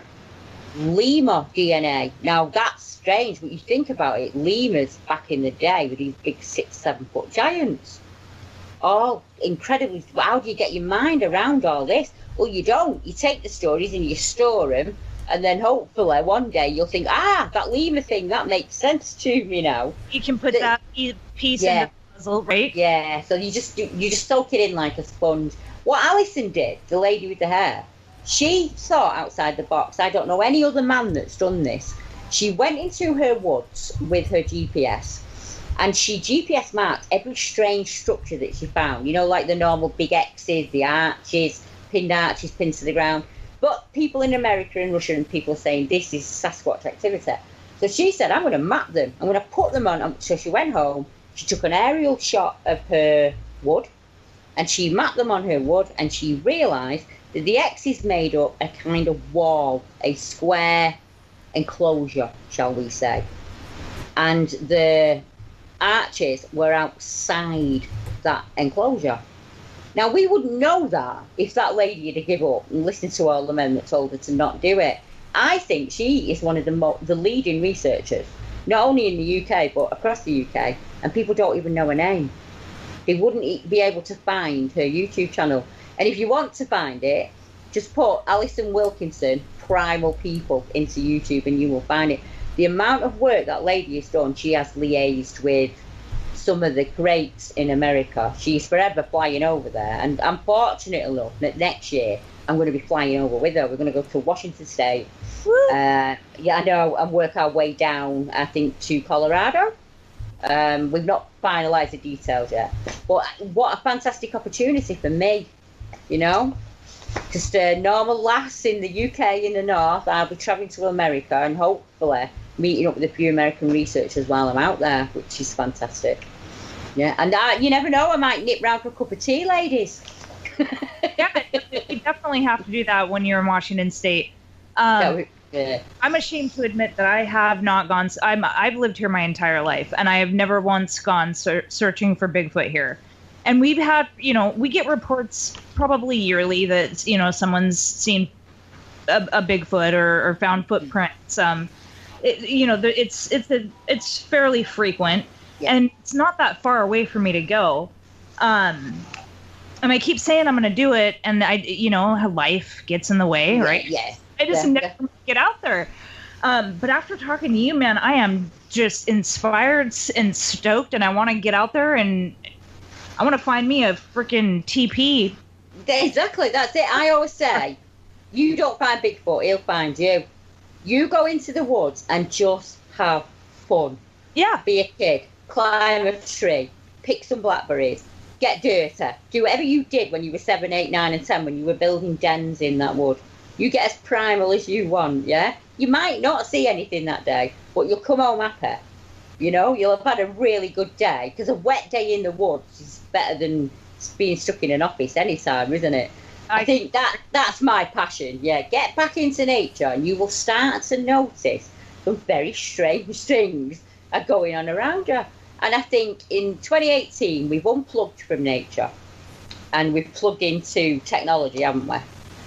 And, you know, I am just as much at fault as anybody else. And every now and again, it's nice to just unplug and go back. I mean, I'm not sure how much time we've got, but a young girl was out, she was 12, and she got in touch with me, and she was walking her dogs very close to my home, and she found like a hole in the bush. Now, I have walked those fields my entire life, and I've never looked, I've never noticed it, but I suppose she's on a different eye level than me.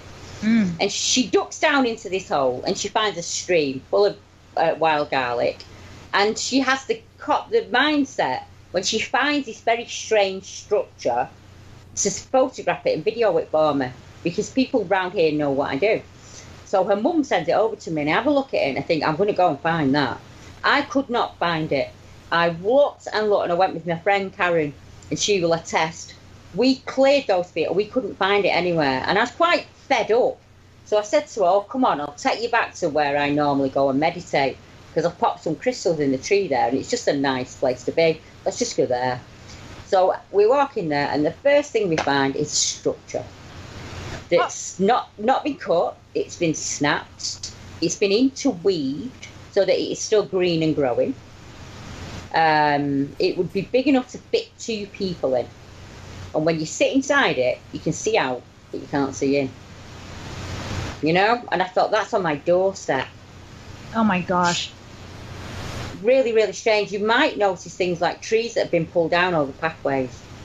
That might come up for you. I don't know if you've ever noticed that when you've been doing your paranormal work, where some areas seem to be blocked by trees. Paths will be blocked. So you have to walk a different way. Don't walk a different way. Go over the tree. You might, you might find something. But I hope you do. I really do hope you do go out and you find something, because I've got a million pictures you can look at. So I can say, well, yeah, actually, I think I might have a picture like that. And I can tell you where it's from. But just getting out there and grounding yourself, get your feet on the, take your boots off and put your feet on the ground. Yes. That can go a long way. I tell a lot of the ladies that, forget everything the men tell you, just go out and just ground yourself, just be you in those woods. Find your inner warrior and just go with it, because that's what we have to do, I think. And then I think eventually we have this huge army of female researchers, and people will start to listen, like they do in the paranormal world and they do in ufology now.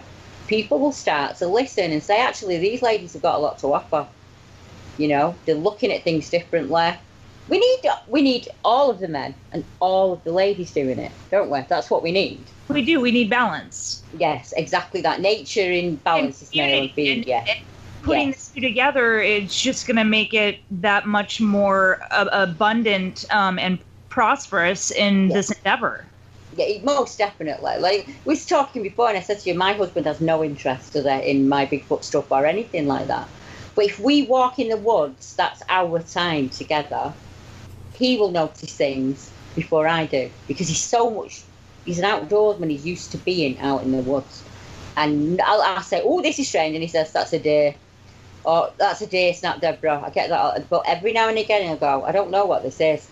I can't work this strange tree twist that's been pinned down into the ground that almost looks like a ground alarm, Deborah, that the army would make.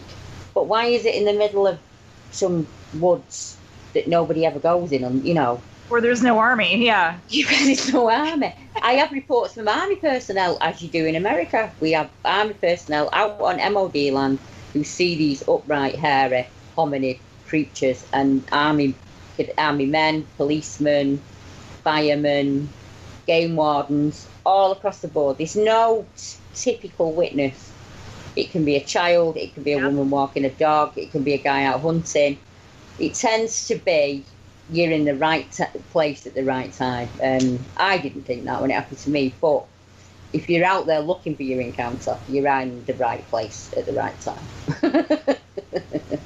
Well, we call ourselves the fortunate, unfortunate, the witnesses. Because you kind of seem, you know, like you guys with your spirit. You see, if I saw a ghost, I don't think I'd be able to speak for a week. I'd be terrified. And some of the places that you go in the dark, I mean, you've got some minerals, as we say in the UK. There's guys I know that wouldn't do that. Yeah, it's you know, it does take minerals. It does take minerals. It really, I couldn't do it. I'd be absolutely terrified. But you know, if I thought I could cure myself by, right, well, I'm coming. I'm going to come on with you. I want to see, you know, I want to see what it's like out on it. It's the only way you get over your fear, I think, isn't it? It's just to throw yourself in it and think, well, I survived that. I'm absolutely fine. Nothing happened. I'm okay. Yeah. I remind myself that a lot when I'm out in the woods. I think you've been out there, you know, you've been here a lot, Deborah. Nothing's ever happened. You're going to be absolutely fine. Goodness gracious. Marianne, do you have any questions? Nothing pressing. I was just wondering how big the sticks and teepees are. That's right. Like, are they small? Are they bigger than humans? Are they half height? Yeah, the ones that are pushed into the ground, we tend to find are about thigh height, so they would come up just to your hip. Okay. It's normally just a light coloured stick that's been pushed into the ground. I will send you some photographs over later so you can think, oh, I know what she means now. It kind of looks like a tree's been snapped off and left there, but when you pull it up, there's no roots. It's just actually been forced into the ground. The teepee structures are like 7-8 feet high, very, very tall, like an actual teepee would be. And sometimes, do you remember the old-fashioned game Kaplunk, where you pulled out a stick and a marble would fall? Yes. Mm-hmm. Sometimes like that, with all these stick structures going through them, interweave within them. So I don't know how to explain that other than this kind of Kaplunk structure, where if you pulled one out, the entire structure would go. The kind of other structures I found are these dome type structures that I've looked into it, and kind of early man would do them, where you would use a green sapling and you would pin one end of it into the ground, and that's your hoop, and you build your shelter around that hoop, and you interweave living greenery within it, because that will shed off the rain. And we found one on one of the ancient hillsides, an ancient barrow here that's thousands of years old in the UK, and you couldn't see it from the path, and you couldn't see it from, you had to walk like this rise, like I don't know what you guys would call it, a ridge. You couldn't see it from the ridge, and it was only one man that stumbled on it by mistake, and it kind of, you know, like a snail shell shape. So you go into the dome, and there would be a kind of like circular, you would be drawn to move into that right direction, and as you move, you're in a circular structure. But it's so interweaved with green, you can't tell. It looks like bushes, and you just can't see it. And inside it, it was winter when we were in it. It was very cold outside. I sat in that structure with no coat on, quite warm. The rain didn't hit us. We could see out right across the valley, but you couldn't see in. It was like this fantastic place that had been made to hide in. Now, it could be children, but some of the things that were in there, I don't know what a railway sleeper weighs, but one part of it, a railway sleeper, had been dragged up to almost to the bridge, and that was kind of used as a seat within it. There was no fire or human debris or anything like that. And this kind of railway sleeper was sort of cantilevered so it wouldn't move. The engineering in it, you'd think humans have done this. It must be a human. But it was just, I don't know why a human would build it there, or what they would build it there for. It wasn't a bushcraft shelter or something you throw up overnight because you were hunting. It's been there for years and years and years, and it's tended to. You can see that it's tended to. And there's one guy who's lucky enough that that's in his area, and he's one of the witnesses from my town. This is in my town. he goes and visits it. He goes every Thursday, and he's never seen anybody there, in the hopes that he may see somebody there, and then that's the mystery solved. But up to now, it is an ongoing mystery. Interesting. So earlier you had mentioned that you have friends that are animal speakers, and they've had interactions with Sasquatch. Yeah. No, not interactions with Sasquatch, not so much. Gary Richards is one gentleman who's had an out-of-body experience, but he's not an animal worker. What the animal workers are getting they are finding that they are in certain areas and they can pick up on an energy that they do not recognise as another animal. We have one lady who started feeling these feelings in the woods and put it down to being anxious. And I asked her to describe to me what it felt like. And she said, well, in all honesty, when I'm working with an animal, when there's a problem, I get that kind of feeling. But I wasn't working with an animal. And it wasn't an animal's energy. Yeah. It was an energy I didn't understand, but I knew it was female, and I knew she had a child, and I knew she was incredibly scared. And I backed off and kind of said to her in my head, look, it's fine, I'll make sure nobody comes down here. There were lots of allotments down there with food, and this lady owned them. And she said, I will make sure that nobody comes onto this land and that you are perfectly safe. And she said to me, the very strange thing about it is, my husband calls me Cherry Blossom. And I actually have a cherry blossom tattoo on my chest. And the next morning when I woke up, there was a cherry blossom twig on my doorstep. Oh my God. Made the hairs rise when she told me.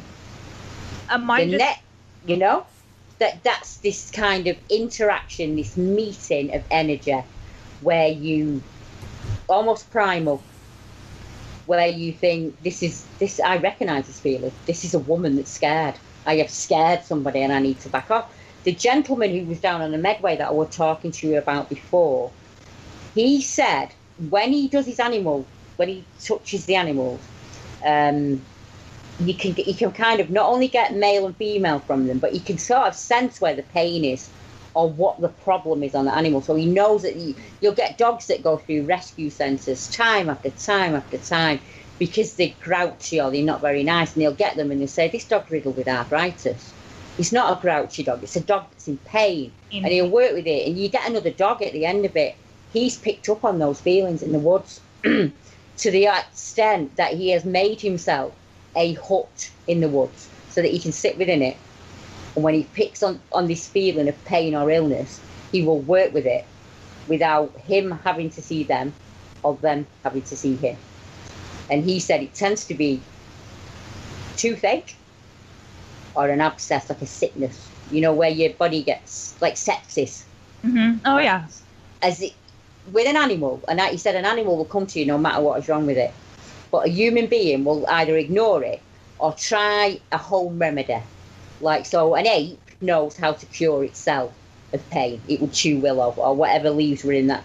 He said it's as if they get to the stage where I've done everything that I know what to do, and your light is shining at me like a beacon, and I think that you can help me. And it's at that moment that he can connect. And he's not on his own. There's a guy in Cannock Chase doing exactly the same thing. He works with dogs. He rescues dogs. And he says, I noticed my dog's reaction first. And my dogs would refuse to enter this area. They weren't scared. They weren't making lots of noise and barking. But they would lower themselves to the belly as if to say, no, you know, in a kind of respect, there's a much larger animal here that could hurt me. So I am going to cover my vulnerable belly and I'm going to lie here until this threat has gone away. And over time, he started to experience like clapping noises and stones thrown in his direction. And he said now he's kind of picking up on energies when he's down there, and it's a male energy, and it's almost not threatening, but you are in my area, and I would like. He likened it to being in somebody else's kitchen, as if you've walked too far into an area that you shouldn't be in. And he said you instantly get this voice within you that tells you to move, or that feeling that you mentioned before that hits you in the chest and makes you feel incredibly sick, and you have to remove you from the area so that that sickness kind of goes off you. Mm-hmm. The more you move away kind of thing, that then they feel much better.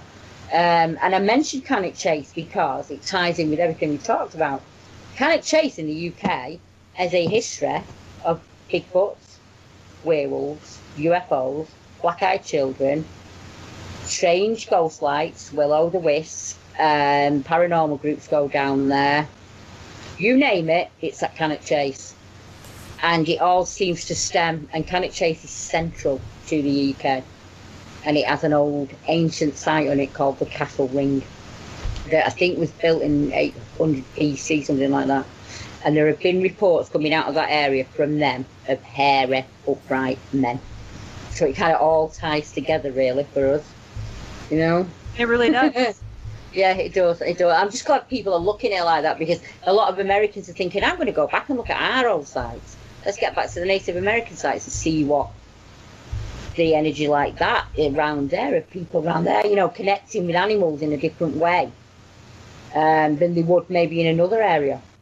Because you might have all these hidden stories that I've got out there in America, and these people are just living these lives and not telling anybody, and these stories will get lost. And no one's listening. Yeah, exactly that. And then they will just get lost. So the next generation, people will talk about all these things, and we won't put it together, and that just carries on as the generations go on. The same reason we forgot the woodlouse, the same reason, you know, like the thunderbirds get forgetting. It's just your culture, right, isn't it? As it changes, you forget to speak about it. And what me and you do, and all of the radio hosts, is kind of give those people not only a platform, but you give them a voice. Absolutely. You know, for me to finally be able to say, yes, I am a cryptozoologist and I live in the UK, is groundbreaking, because it doesn't happen here in the UK, you know.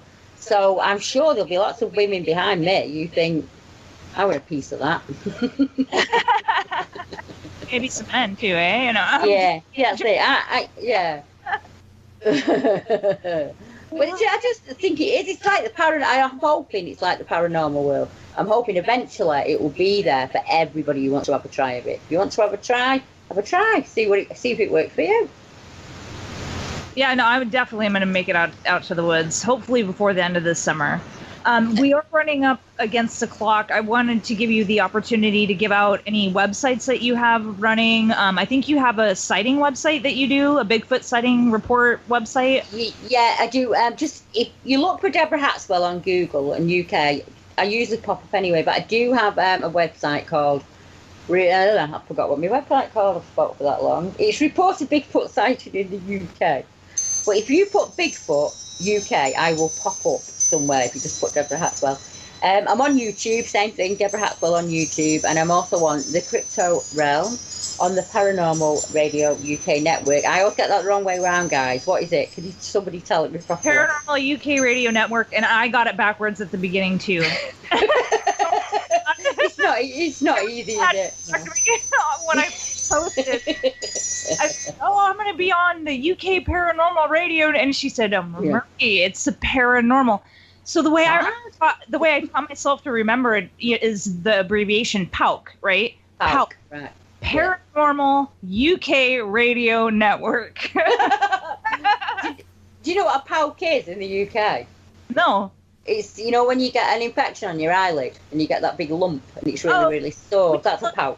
We call that's hilarious. Nice. Really hilarious. We call it a sty. Yeah, some people call it a sty or a PAUC where I'm from. You have a PAUC on your eye. And the old lady say, rub a gold ring on it and it'll go away. Yeah. Yeah. Well, Deborah, I can't thank you enough for coming on to ParaDivas. This has been probably my favorite interview to date, and we've had some pretty epic interviews, but you, my dear, are like one in a million. You go, girl. You stay true, and you just keep doing what you do because you rock. Well, I'll come back anytime you want me to come back. You just let me know, and I will come back. And I will get the UK ladies up here and say, I know a couple of ladies that will give you a voice. Yeah, but a lot of them are scared of the guy, so I'll be like, well, I know a couple of ladies that will be wonderful with you because they were wonderful with me. Get on there and get telling them your story. Yeah, I'd love to. We'd love to have them. Love to be on their show, however it works.